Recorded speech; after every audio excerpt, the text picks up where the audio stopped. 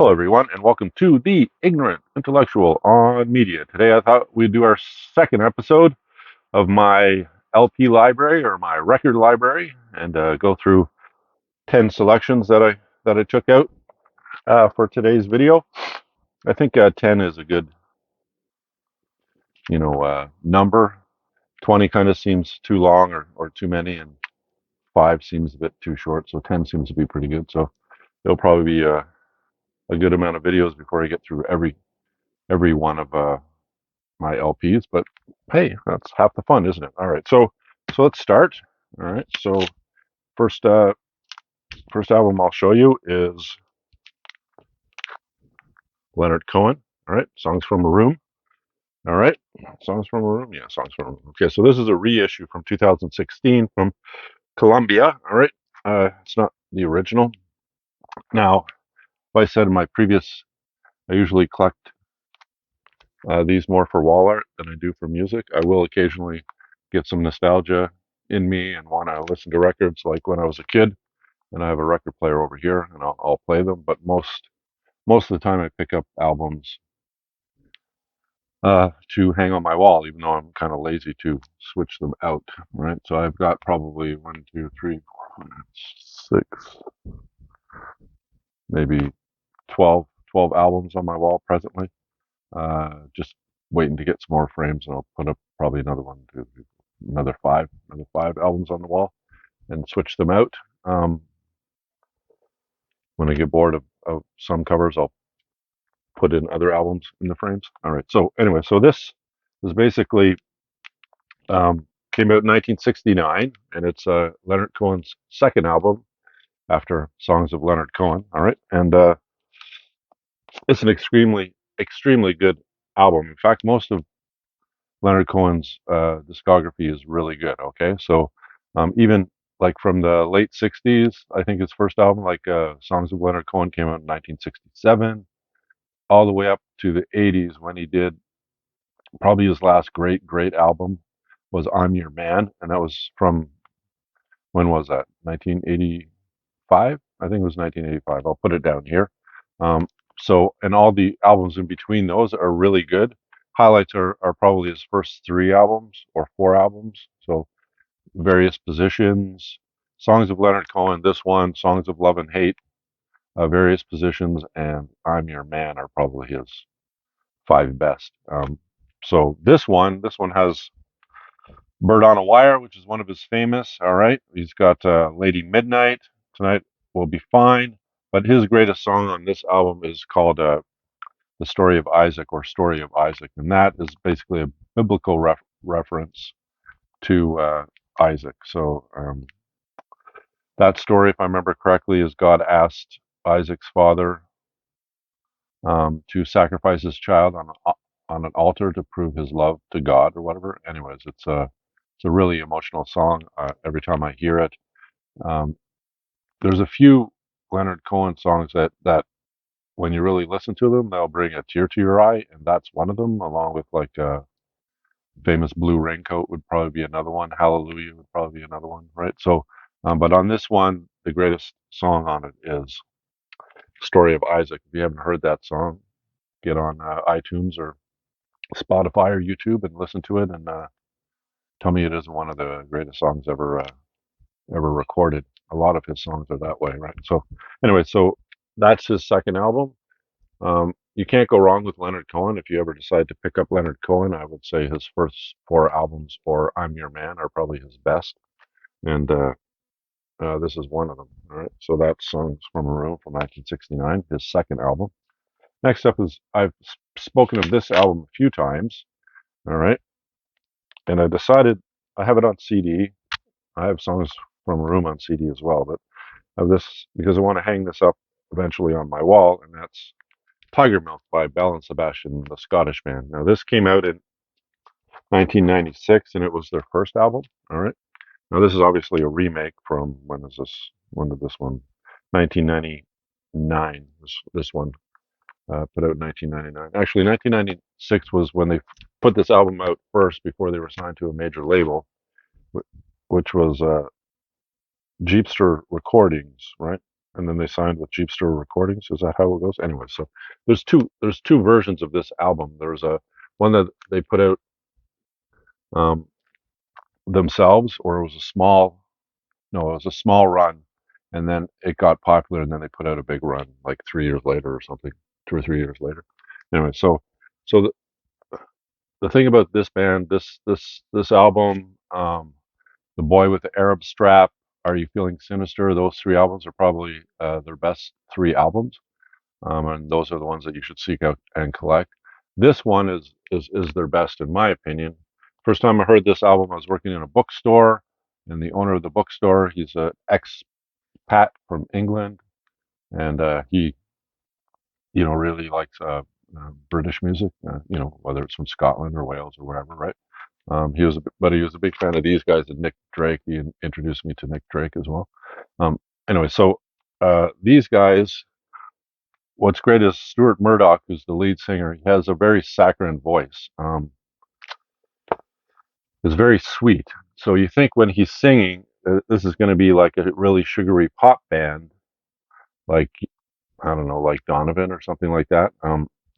But um, his lyrics are not not saccharine. So he's the music and his voice are very saccharine, very pop bubblegum type of feel to them. But his lyrics are nothing poppy about them, right? Sometimes they're like they're vicious. Some of the lyrics he writes.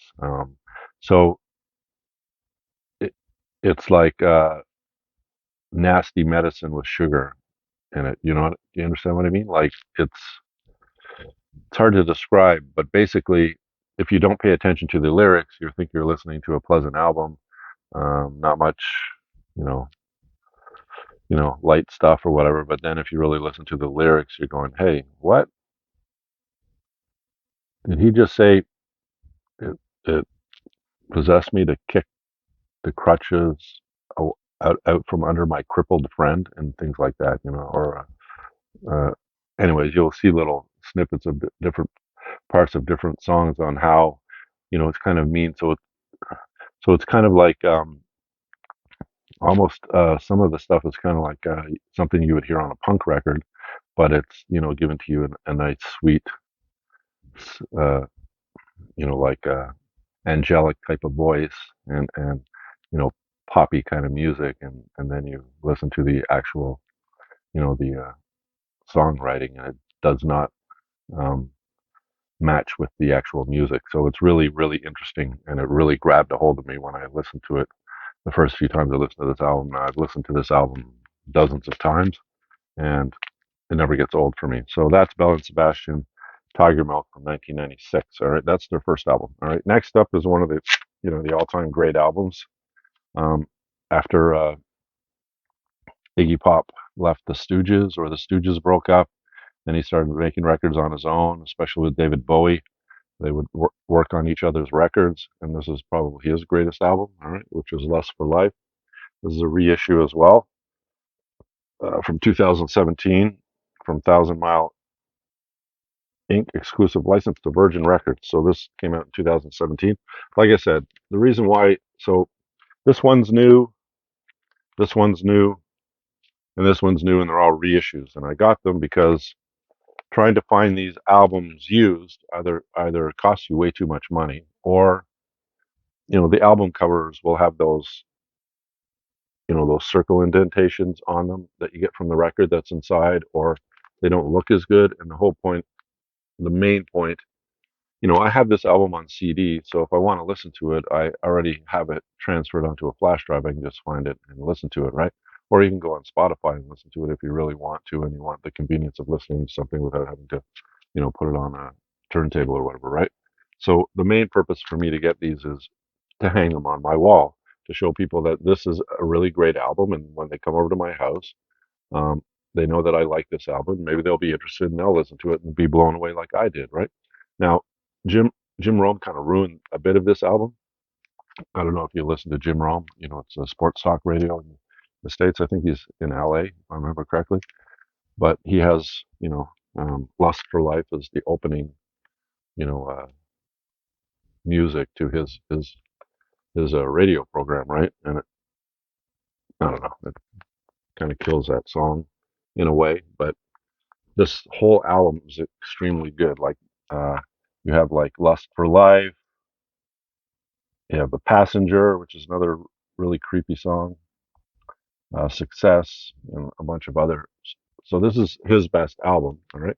And it's his second. So he had one album before this one came out, but this one I got as a reissue for like $20 maybe. So anyway, so if you haven't listened to Iggy Pop, anything with his three main albums in the Stooges or Lust for Life, and there's a few other solo albums that he has that are really good. But I would search for Lust for Life, listen to it first, and then if you like it, then go search out some of his other stuff. Right? All right. Because a lot of his stuff was like collaborations with David Bowie. If you like David Bowie, you'll probably like Iggy Pop. Right? All right. So next up is a 1969 album that is not new, and I found it used for $15. It's not in the super greatest shape, but it's my favorite Frank Zappa album. So I couldn't resist from picking it up, and it's Hot Rats. All right. So if you've never listened to Zappa, you're in for a treat, and I would gravitate towards this album first. All right. I'm not sure which one is this one. This one, his second solo album. Is it his second solo album after the Mothers of Invention? Anyways, it's his second solo album, I think. Anyway, so he works with Captain Beefheart on one song. One song you'll hear Captain Beefheart sing. What was the name of that song? Was it Willie the Pimp? I think it was Willie the Pimp. It's been a while since I listened to this. Anyway, so you'll see the little, there is some markings on the album, where the outline of the record or whatever. But it's actually, the record's in really good condition. The the cover is okay. This is a Canadian pressing, okay, original pressing. I'm not sure how much it was worth or whether I got it for a steal or not, but I got it for $15, and you can't go wrong with Frank Zappa for $15. And if you haven't listened to Frank Zappa, you're missing out.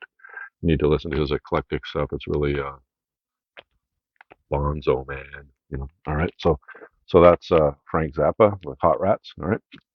Next up is another album that I found used. All right, and I hadn't listened to this album um, before I bought it, but I had listened to the two people on it lots of times. All right, so this is a collaboration between Brian Eno and David Byrne from the Talking Heads. All right, and I hadn't listened to it until I found this album. I said, okay, it was like $15 for this album.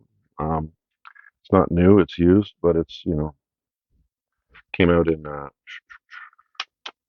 came out in 1981, and this is Byrne's first album after without the Talking Heads, right? So, and him and Brian Eno got together. Brian Eno's stuff, I mean, it's over the place, but what he became most famous for is basically, you know, ambient music. Ambient, like that background type of music that you put on, and wherever it's being played, it'll create an atmosphere of, of joy or of calmness and all that. Like, probably his greatest album, in my opinion, of that sort is his Ambient One, Music for Airports. It's an extremely uh, good album. All right, and this one I did listen to, and it was okay. A lot of this, what made it interesting and unique, also uh, lowered its greatness, I guess you could say, in that a lot of this is sample based. So you'll have a lot of voice recordings of they found voice recordings. They put these voice recordings on the song. So there's a lot of interruptions with voice rather than the music itself. So it's kind of distracting a bit. At least I thought so.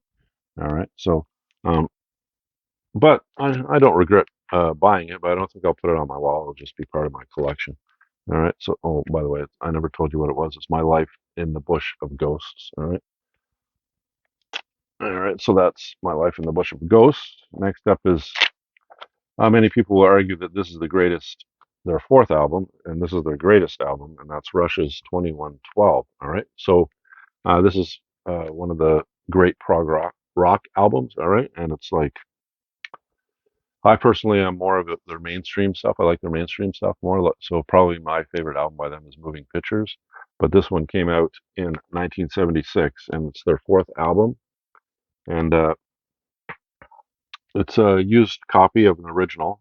All right, and it's got that roundness, but it's only on the back. It's not, you can't really notice it on the front. So that's why I picked this up. I think it was like $20 I got this for.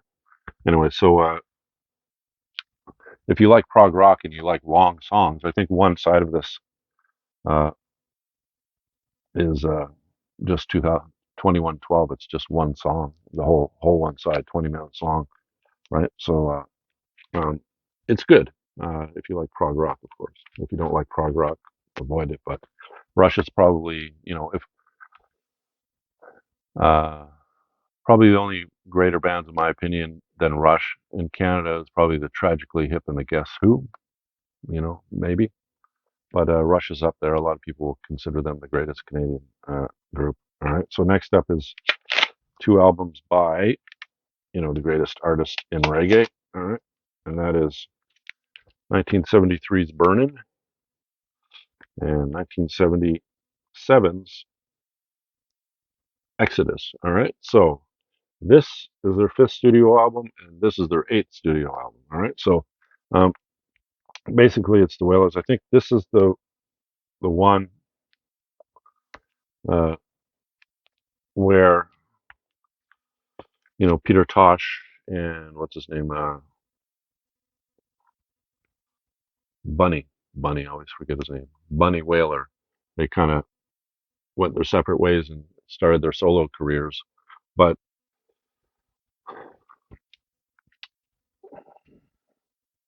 Bob Marley kept. See how when you get older, your mind goes blank.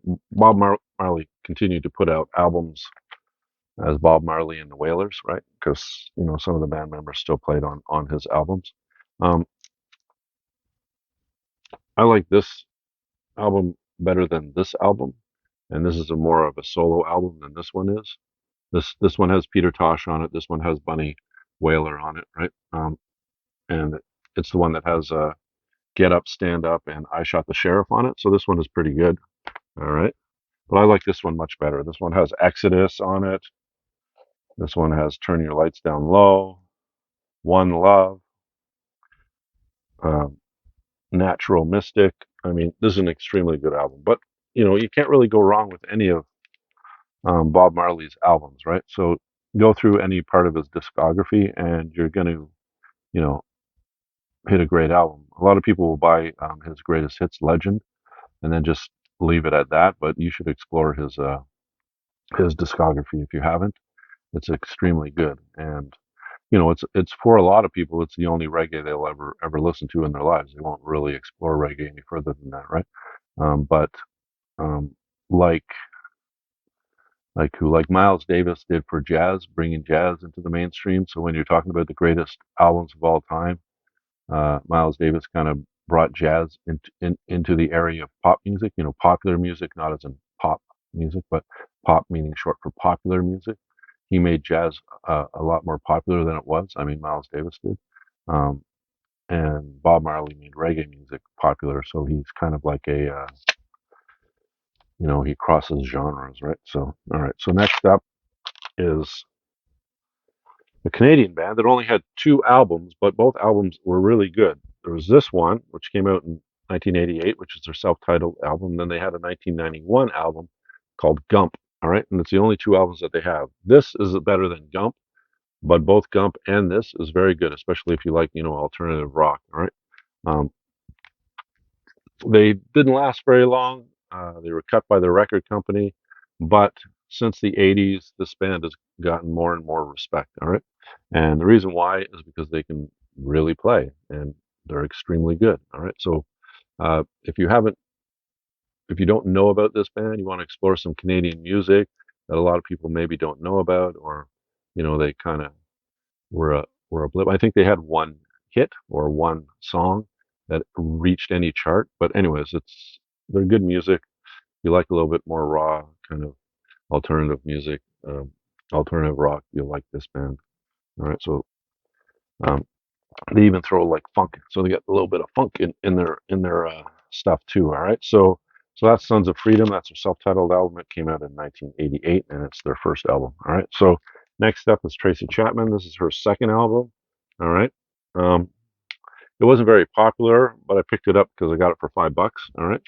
And I haven't been able to find her first album, which is her best album. Is her first album. I have it on CD, but I haven't been able to find it on LP yet, and I haven't seen it at a reasonable price, um, new. So this is what I have of her so far. All right, and I'd like to pick up all of her albums on LP because I get in a Tracy Chapman mood, and I'll play her first album and her fourth album. What was her fourth album called?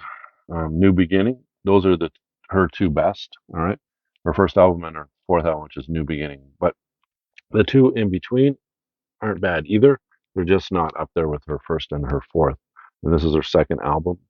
I'm not going to get into the music because I haven't listened to it as much as those other two. So, all right, and the last album. All right, this one came out in 1987, and it's her first album. All right, it's called The Lion and the Cobra. Her two best albums are not this album. Okay, this is the album. Um, Everybody knows the song Mandika, and that's where this song came from. All right, uh, it came from this album. I don't know if you watch much music back in the day or MTV. It was on MTV. She's got the shaved head. She's got the army style boots or whatever, Doc Martens or whatever, and she's singing Mandika, which is this pop song. You're going, wow, this girl's voice is awesome. And then from there, it just goes on, right? Um, her next album after this one, if I remember correctly, is I Do Not Want What I Haven't Got. And that was her breakthrough album, came out in 1990. And it was an amazing album. And Universal Mother is another great album by her. But she's still putting out music. She's changed her name. I can't remember her name. She's changed it a couple of times because she became a Muslim, and then she changed her name. So I'm not sure what her name is now, but back then it was Sinead O'Connor. All right. And so the main one on this one is Mandika. But she has Jerusalem, just like you said it would be. Never Get Old, Troy. It's a good album. It's just not as good as her second or Universal Mother. I think that came out after I Do Not Want What I Haven't Got, or anyway. So, um, but the thing about Sinead O'Connor is it doesn't matter. She could be singing the alphabet, the ABC song, and you would enjoy her voice if you're like me and you like women that have like extremely high range and various range of voices. And she hits, yeah, she's up there. Like you'll have like Celine Dion, you'll have Bjork is another one. You'll have Whitney Houston. These people, but out of all of them, Sinead O'Connor has the best voice, even though she's like the most controversial, like her singing appearance on Saturday Night Live. When actually, that's kind of funny now that I think about it.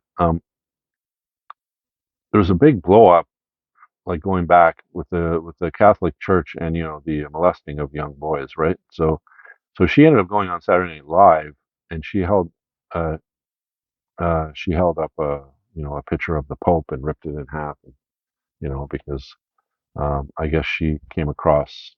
Um, she knew that shit was going on in the church like 10 years before it started hitting the mainstream, right? She was saying that the Pope is the enemy of the people, right? And it was a big controversy. Anyways, it was quite interesting seeing a pop star, but she doesn't consider herself a pop star back then. She considered herself a rebel singer, like an instigator type of singer, right? So, anyways, she got on, and of course, Saturday Night Live is live, right? So she took out a picture of the Pope and ripped his picture in half. And it was quite distinct back then. But anyway, so Sinead O'Connor, The Lion and the Cobra. It's her first album, came out in 1987, and if you have not heard of Sinead O'Connor's voice, you'll be quite impressed with it, even if you're not impressed with, let's say, her politics or whatever, right? All right. So those are the 10 albums that are in my collection. Out of all of them, I would consider this one of the greatest Canadian albums of all time. Obviously, these two um, are some of the greatest albums of all time. This is up there as one of the greatest Canadian albums and one of the greatest albums in general. All right. This is one of the greatest albums of all time. This is one of the greatest albums of all time. Most people don't consider this one of the greatest, but if I was to make a top 100 albums, this one would be included in it. And so would this one. It's one of the greatest Canadian albums and one of the greatest international albums of all time. Most of Leonard Cohen's stuff is that way. All right. All right. So that's 10 albums that are in my collection. What do you think? Do you think I made some good choices to add to my collection? Do you dislike any of these artists or singers or bands? Have you heard of all of them? Have you listened to their albums? Have I convinced you to pick up some of these albums if you haven't listened to them? Let me know in the comments, and thank you for watching. I really appreciate it. If you like if you like the video, leave a thumbs up. Think about subscribing if you so choose. I would like that, and I will see you in my next video. You have a good day, and bye for now.